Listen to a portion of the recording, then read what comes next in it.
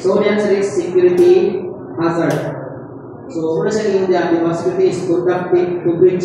Sa mga ng breach, nabubukag or nawala or naputol. Diba? Kasi na, ay, kasuhan ka o breach of contract. Pamilya naman ang breach of contract na kaso. Ang breach of contract na kaso is wala na siya sa criminal law. Na siya sa civil law. Kung sa mga pasok na, kung sa po, artista ka. Ito, si Iyas, mga na nagdaliagan. Ako, kanya, example na, si Iyas, mga na nagdaliagan, kung isabot sa kontrata o sa government, sa kusantilso o sa manager.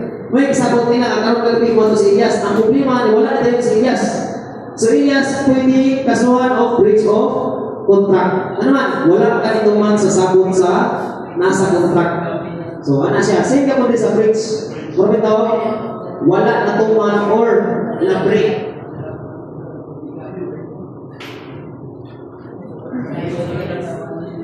So, dito saan ang number 58 na no? 59. 58. Which type of security risk laws event that include bribery, kickbacks, industrial sabotage, and unfair competition?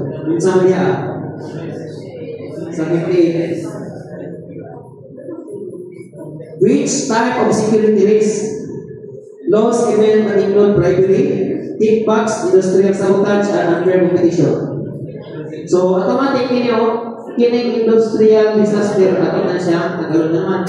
It talks about isa sa mga weather, at sa tinakan ng mga baha, or any kind of conflicts which is force majeure. Kami naman ang force majeure.